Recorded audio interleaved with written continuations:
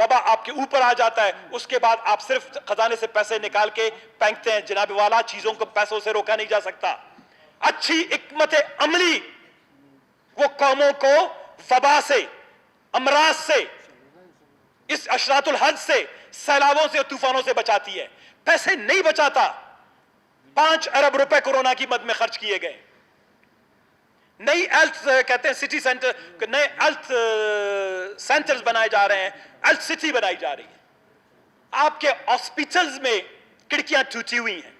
आपके हॉस्पिटल्स में मैंने कहा कि जो आपका फातिमा जिना जो चेस्ट का हमारा हॉस्पिटल है, जहां पर आयतुल्लाह दुरानी साहब जैसे शहजादे बलोचिस्तान के फर्जिंद जिनकी बड़ी सियासी खिदमात हैं, उनको मूवमेंट के लिए, उनको हिलाने के लिए, उनको लिटाने के लिए, उनको सांस को लाने और ले जाने के लिए जी भी आपके पास एक एक्सपर्ट नहीं है कि वो वहां पर तैनात हो। डर के मारे कोई नहीं गया। उसकी अपनी फैमिली के लोग 24 घंटे करते रहे। सिलेंडर्स की लूटमार होती थी। एक पिकअप 5-6 सिलेंडर्स ले आता था। जिसका तीमारदार ज्यादा ताकतवर होता था, वो ज्यादा सिलेंडर्स उठा के अपनी तरफ ले जाता था। लड़ाइयां थी। जंग अजीम सोम था, जंग अजीम चारम जो है यहां पर लगे हुए थे। इस तरह होती है हुकूमतें। हम आपके साथ बार बार यही कह रहे हैं कि आपके पास दौलत है, यह दौलत बलोचिस्तान की है, इसको खुदा के लिए आए प्रॉपरली टारगेटेड इंटरवेंशन के जरिए ये हमारी जो मुंह की कालक है बलोचिस्तान की हुक्मरानी की, इसको धोएं टारगेटेड इंटरवेंशन के जरिए से। आप कोई जिस जगह टारगेटेड इंटरवेंशन आपको चाहिए, हमें बहुत बड़े fancy construction centric development agenda नहीं चाहिए। अब टिड्डी दल का यही हुआ कि हमने टारगेटेड इंटरवेंशन नहीं की। टिड्डी दल बलूचिस्तान में पूरी दुनिया में खत्म हो, मैं आपको कहूंगा कि टिड्डी दल बलूचिस्तान में रहेगा। टिड्डी दल बलूचिस्तान से जाने वाला नहीं है। मैं खरान गया हूं, खरान मेरा हल्का है। मैं वहां पर, ये रेगिस्तान है, ये हमारी जमीनें हैं, उनके बंदात है जिनको हम बलूची में स्पंड कहते हैं, इनके इर्द गिर्द रेतीले इलाके हैं। सारी जगहों पर जनाब वाला किसी के बस में नहीं है, किसी के बस में नहीं है कि टिड्डी दल को वहां से निकाल सके। लोगों के पास कैपेसिटी नहीं है, तरबियत नहीं है, आगाही नहीं है, सहूलियात नहीं है। तो हम ये समझते हैं कि हमने उस वक्त आपको कहा जनाब वाला, ये मतलब ये नहीं होता कि हम आप पे यहां तनकीद करते हैं।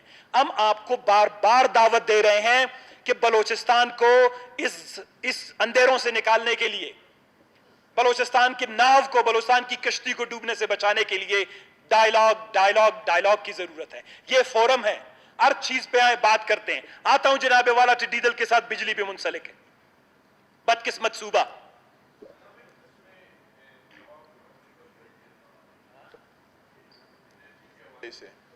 आ रहा हूं। नहीं, किस जवाब मुबीन खान, आपको किसने इजाजत दी है बात करने की? बैठ।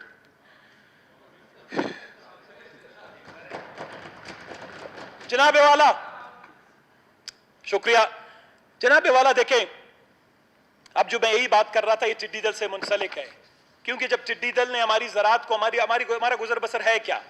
हमें बिजली मिली नहीं है, रेलवे का इंफ्रास्ट्रक्चर हमारे पास नहीं है, अच्छी सड़कें हमारे पास नहीं है, इंडस्ट्रियल जोन्स हमारे पास नहीं है, सर्विस सेक्टर में हमारे पास ह्यूमन रिसोर्स नहीं है कि हमारे पढ़े लिखे लोग हैं, बच्चे हैं, जाएंगे बाहर के मुल्कों में पैसा कमा के जो है ज़र मुबादला अपने मुल्कों में भेजेंगे।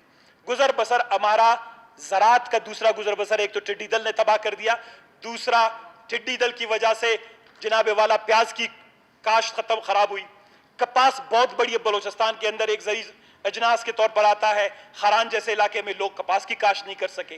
तो इसी साल में आपको 50 से 60 अरब रुपए का लॉस सिर्फ और सिर्फ टिड्डी दल की वजह से ज़रात को हुआ। दूसरा सबसे बड़ा, आप ज़रात को डेंट कहां से पड़ रहा है? बिजली की वजह से। लोग आराम की नींद तो नहीं सो सकते। यह वाहिद सूबा है, लोग बलोचिस्तान वो वसीउ तरीन इलाका है, जोग्राफिया में हमेशा कहता हूं, यहाँ पे मुख्तलिफ मौसम है, सब जियारत में नहीं रहते, सब अरनाई में नहीं रहते। बलोचिस्तान में ऐसे भी इलाके हैं जहां पर दर्जा हरारत गर्मी का 48 डिग्री सेंटीग्रेड, 50 डिग्री सेंटीग्रेड तक पहुंच जाता है। ऐसे इलाकों में जनाब वाला, मकरान में आपने देखी होंगी खवातीन एहतजाज पे निकली हैं, खरान में लोग एहतजाज पे निकले हैं, मकरान में लोग एहतजाज पे निकले हैं, चागी में निकले हैं, क्वेटा में निकले हैं, सरियाब में निकले हैं। सरियाब क्वेटा में मेरे भाई, बाहर तो नहीं है। अच्छा, अब मैं आपको बताऊं, हमारे तकरीबन देखें क्या हुआ।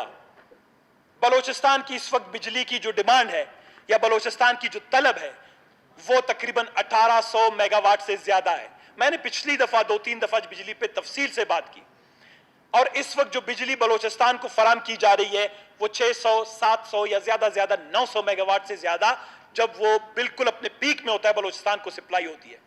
अब बिजली जो है वो सिलेंडरों में सप्लाई नहीं हो सकती, बिजली हवा के जरिए पहुंचाई नहीं जा सकती, बिजली साइकिल पे, मोटरसाइकिल पे, गाड़ी में जो है लोड करके नहीं ले जाई जा सकती। बिजली किसी जगह पर ले जाने के लिए बहुत बड़ी इंफ्रास्ट्रक्चर की जरूरत है। जिस तरह एक गाड़ी को तेज रफ्तारी से एक जगह से दूसरी जगह पहुंचाने के लिए अच्छी सड़कों की जरूरत है, जो बलूचिस्तान में नहीं है, इसी तरह जनाब वाला ये बदकिस्मत सूबा हमारी नालायकियों की वजह से, हमारी गलत हिकमत अमली की वजह से आज बलूचिस्तान वो वाहिद सूबा है जहां पर बिजली का इंफ्रास्ट्रक्चर न होने के बराबर है। इंफ्रास्ट्रक्चर क्या है? इंफ्रास्ट्रक्चर है जनाब वाला 500 केवी ट्रांसमिशन की लाइनें, इंफ्रास्ट्रक्चर है आपकी 500 केवी की ग्रिड स्टेशंस, इंफ्रास्ट्रक्चर है आपकी आई पावर ट्रांसमिशन और डिस्ट्रीब्यूशन लाइनें, आई एफिशिएंसी और आई पावर ट्रांसमिशन और डिस्ट्रीब्यूशन सिस्टम। जब बलूचिस्तान में ये सब कुछ नहीं है, इवन अगर आप क्वेटा के अंदर दुनिया जहान की बिजली ले आए, आप बलूचिस्तान को 4000 मेगावाट बिजली क्वेटा में लाके दे दें, आप ये बिजली किसी और जगह ले जा नहीं सकते हैं। इसको ले जाने के लिए बहुत बड़ी इंफ्रास्ट्रक्चर की जरूरत है। 2004 में जब हमारी पार्लिमानी कमेटी की, जब बलूचिस्तान के मसाइल के हवाले से हम बात करते थे, ये सारा होमवर्क हमने उस वक्त करके दिया। जब बलूचिस्तान की गैस की कीमत 22 रुपए थी, हमने इसको 200 रुपए पे ले आया। बलूचिस्तान के लोगों ने कुर्बानियां दी, तकलीफें उठाई, सड़कें बंद हुई, लाशें गिरी। आज 14 जुलाई है, 15 जुलाई है, 14 जुलाई को भी जालिब जैसे हमारे जो दोस्त भाई हैं वो शहीद कर दिए गए इसी बलूचिस्तान के हकूक की जद्दोजहद में। तो लोगों की कुर्बानियों की बदौलत गैस की कीमत बढ़ी, 18वीं तरमीम आई, बलूचिस्तान को पैसे मिले। जब बलूचिस्तान को पैसे मिले, अब देखें बलूचिस्तान की हुकूमत खुद, कोई भी हुकूमत, गुज़श्ता 3, 4, 5, 6 हुकूमतें, कोई भी कहे मैंने अच्छी हुक्मरानी की है, नहीं की है किसी ने अच्छी हुक्मरानी। जो अवामी हुकूमतें होती हैं वो इंफ्रास्ट्रक्चर डेवलप करते हैं।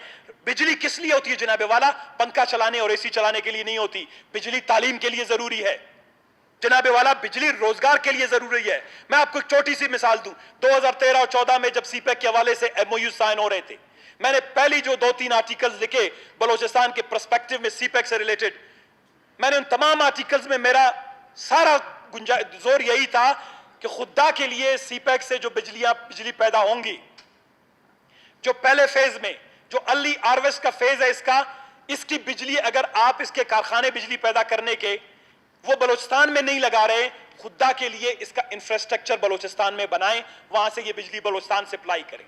इसलिए कि हम इस फील्ड में डिप्राइव्ड हैं। पाकिस्तान में इस वक्त जनाबे वाला कुछ 16,000 17,000 गीगावाट बिजली अभी पैदा हो रही है। हमारा जो है 900 मेगावाट अभी हमें बिजली नहीं मिल रही है और मिलेगी भी नहीं। 300 मेगावाट का एक ग्वादर में उन्होंने नवंबर 2019 में ग्राउंड ब्रेकिंग सेरेमनी की, आज तक उसकी कंस्ट्रक्शन शुरू नहीं हुई। 2000 किलोमीटर 500 केवी की ट्रांसमिशन लाइनें हैदराबाद से फैसलाबाद में, सिंध से जो है लाहौर के लिए निकाली जा रही है 4 से 6 अरब रुपए, 4 अरब डॉलर के से, जो तकरीबन 1000 अरब रुपए से ज्यादा की हैं। बलूचिस्तान में एक भी 500 केवी की ट्रांसमिशन लाइन नहीं बिछाई उन्होंने। जब मैंने सीपेक के हवाले से यहां करारदाद पास की, मैंने यही बात की, मैंने हाथ जोड़ा हुकूमत के साथ, कोई शौक नहीं वजारतों का, खुदा रसूल को माने, आओ मिलके जाते हैं सीपेक से अपना हिस्सा लेते हैं, आओ मिलके जाते हैं सीपेक में। कोई एक प्रोजेक्ट उन्होंने हमें नहीं दिया, उसकी जो ज़कात और खैरात की बिजली है वो हम बलूचिस्तान के लिए ले लें, वो हम आज तक इसके लिए नहीं ला सके। आप नेगोशिएट करें, फेडरल गवर्नमेंट के साथ बात करें। यह गरीब सूबा जहां 70% लोग बल्थी डायमेंशनल पॉवर्टी, कसीरुल जैती गुर्बत का शिकार हैं। मैं आपको अल्फिया कहता हूं, 10 से 8,000 रुपया योमिया माहाना कमाने वाला खानदान वो 6 से 7,000 रुपए बिजली का बिल कहां दे सकता है? इस सूबे के लोगों को मुफ्त बिजली फराम की जानी चाहिए। हमने जनाबे वाला गैस की मद में 1952-53 से जब हमारी गैस निकली है, आज तक 21 ट्रिलियन यानी 21,000 अरब रुपए से ज्यादा की सब्सिडी या गैस की कीमतों की बद में रियायत हमने बाकी सूबों को दी है। क्या हम ये डिजर्व नहीं करते कि 2-4 अरब रुपए, 6 अरब रुपए इन गरीबों को रोशनी के लिए दी जाए, पंखा चलाने के लिए दी जाए, इनके बच्चों को तालीम हासिल करने के लिए दी जाए? ऑनलाइन क्लासेस की बात होती है, किसी के घर में 2 घंटे की बिजली नहीं आती। इस सूबे के लिए बहुत बड़े केस लड़ने की जरूरत है। हम सब ले सकते हैं सूबे के लिए, यह हमारा हक है, हम किसी से खैरात नहीं मांगेंगे।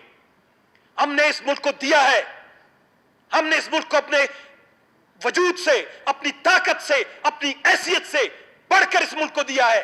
आज इस मुल्क के जितने भी इदारे हैं वो बलोचिस्तान को पेबैक करें, हमें 10-15 साल के लिए ज़राअत के हवाले से मुफ्त बिजली दें, हमें घरेलू इस्तेमाल के लिए तो बिल्कुल मुफ्त बिजली दें, हमें तालीमी इदारों में, सेहत के इदारों में 24 घंटे बिला ताअत्तुल अच्छी बिजली फराहम करें।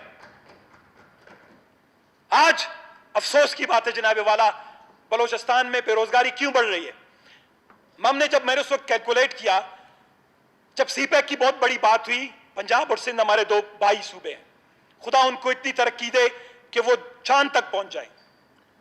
लेकिन हमने ये बात की थी कि जनाब वाला आप सारे प्रोजेक्ट अपने घर में लगा रहे हैं, डिस्ट्रीब्यूशन का सिस्टम अपने घर में लगा रहे हैं, आपके जिन कारखानों को पहले 4 घंटे बिजली मिलती थी, आप अपने कारखानों को 24 घंटे बिजली देंगे, आपके जो नौजवान बेरोजगार हुए थे वो आपके कारखानों में जाके दोबारा रोजगार करेंगे। अच्छी बात है, आपके बच्चों की खुशहाली होगी।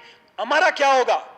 हमें तो रोजगार अपनी जगह, पढ़ने के लिए 24 घंटे बिजली नहीं मिलती, हमें तो रोजगार अपनी जगह, पीने के पानी के लिए बलोचिस्तान में कोई 400-500 के करीब कम्युनिटी ट्यूबवेल है, उनको रोज काट दिया जाता है, इनके बिल लाके दे। क्या है? इतनी बड़ी बात भी नहीं है जनाब वाला, ये कोई ट्रिलियंस ऑफ डॉलर का जो है कोई प्रॉब्लम नहीं है। इसी 110-120 अरब के बलोचिस्तान के बजट में भी इसको एडजस्ट किया जा सकता था। बलोचिस्तान की सबसे बड़ी जरूरत एनर्जी है, और बिजली के हवाले से मैं ये समझता हूं, हम बार बार कैस्को को मलामत करते हैं, सारी जिम्मेदारी हम पर आयद होती है। कैस्को एक छोटा सा इदारा है, उसके कुछ मुलाजिम हैं, यह रिस्पॉन्सिबिलिटी उनकी नहीं है। बलोचिस्तान के लिए नेगोशिएट करना, बलोचिस्तान के लिए लड़ना, बलोचिस्तान के उसकी हिस्से की बिजली दिलवाना, बलोचिस्तान के लोगों में घरों में रोशनी पहुंचाना, बलोचिस्तान की स्कूलों को रोशन करना, बलोचिस्तान के सेहत के इदारों को बेहतर बनाना, यह हमारी जिम्मेदारी है। जब बिजली जाती है हम कैस्को को मोरद इल्जाम ठहराते हैं। मोरद इल्जाम हम और आप हैं, हमारी गलत पॉलिसियां हैं, हमारी तरजीह ही नहीं है रोशनी। हम तालीम से डरते हैं, हम रोशनी से डरते हैं, हम इल्म से डरते हैं, हम अपनी लोगों की तरक्की से डरते हैं। अगर हमें तरक्की चाहिए होती हम बजट बनाने से पहले अपने लोगों से पूछते, क्या आपको बिजली चाहिए, पानी चाहिए, सेहत चाहिए, या आपको जो है बेकार की सड़कें और इमारतें चाहिए? ये जनाब वाला अबीब नाले से यहां तक देखें, जितनी ईंट लगाए गए और जितने ईंट गिराए गए 6 महीने में, 6 महीने में जितनी दीवारें खड़ी की गई और जितनी दीवारें गिरेगी, इससे तो तकरीबन 4-5 शेल्टर लेस स्कूल बन सकते थे। तरजीहात क्या है? यह सूबा, यह हम पे जिम्मेदारी हमारी बनती है कि इस वक्त एक ग्रेटर डिस्कशन, डायलॉग, अंडरस्टैंडिंग, अपने मसाइल का इदराक। शुक्रिया जनाब स्पीकर, मेरे गले ने भी जवाब दे दिया, आप तो नहीं कह। शुक्रिया सना बलोच साहब जी। मीर जाबिद अली रेकी साहब।